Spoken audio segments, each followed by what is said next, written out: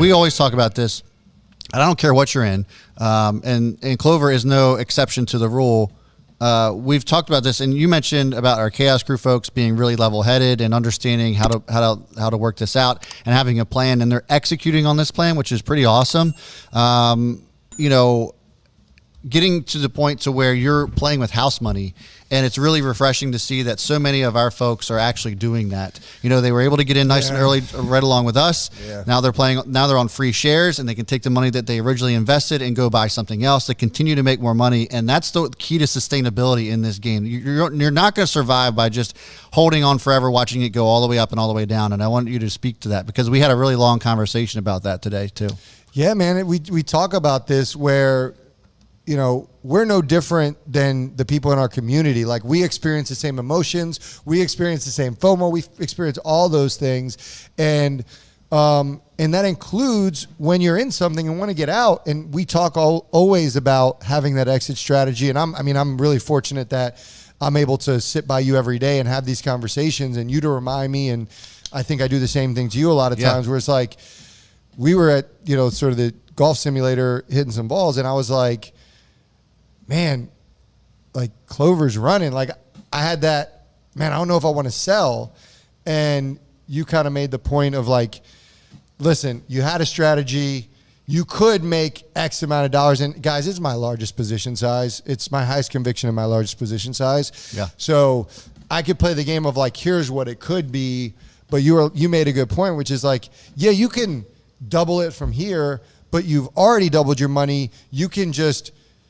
You made more. Like, basically the thought was like, if I would have told you at the beginning that it would have gotten to 20, would you be happy? I would have said, hell yeah, I would sell out of that. Yep. And so I decided to set a trailing stop to ride free shares, and I'm just going to let those roll. So maybe I'll go down a little bit more. Is the market closed? No. It's going up. Oh, sorry.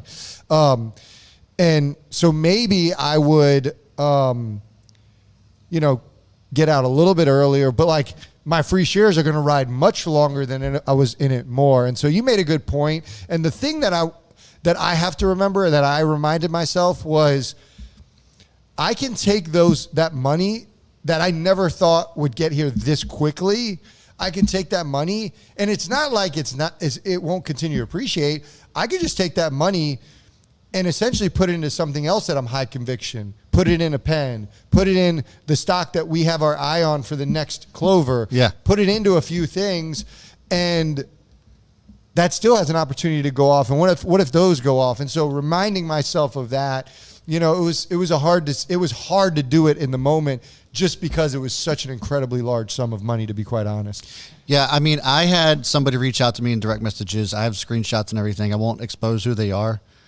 But they made life-changing money on this thing. Yeah. They sold half of their position when it doubled and still made life-changing money with this. And that's what I try to reinforce. And I hope that it resonates with you guys too. We're not trying to tell you that you have to sell or trying to tell you what to do, but we just explain the strategies that we employ. And I think that they resonate with a lot of people. And if it resonates with you, cool.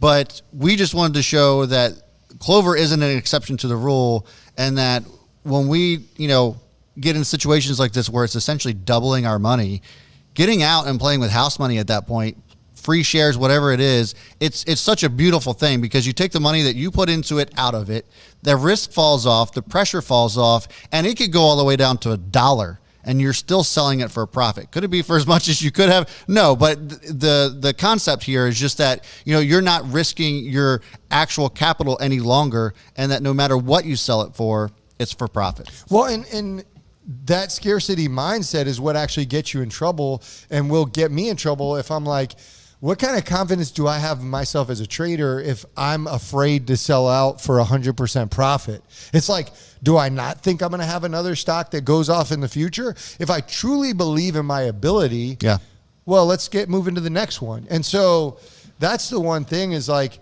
I don't want to be known as a one-hit wonder, right? So like, I want Drive Shack to go off. I still think Rocket's a $40 stock. Like, all those things I still believe in. And so, Tesla going to 1,000, that's going to be as good of a move for me as Clover. Almost, not as great, but like, it's going to feel as good. So I think just not having the scarcity mindset of like, yes, I could be that guy that diamond hands Clover, but I don't need to be that guy. I want the guy that can pick multiple winners and make a bunch of money consistently over time, because longevity is what matters, not a one-hit wonder. I like that you said that. 100%. 100%. I mean, you know, it's one of those things that, like I said, it's the key to longevity. It's sustainability. If you want to stay in this game long term, if this is something that you're looking to do for a living or what have you. I mean, I've been able to trade for a living. You're getting to that point to where you're almost able to do that as well. And so I think, you know, it is one of the biggest keys is just knowing strategizing how to sell out and being able to repeat the process over and over again and not just rely on one specific thing. And I don't want to trade for a living. I just want to bank. No, I mean, just like nearly capable of doing that. Yeah. I just want to stack. Yeah. Stack money. So that one day you just ride off into the sunset. Yeah.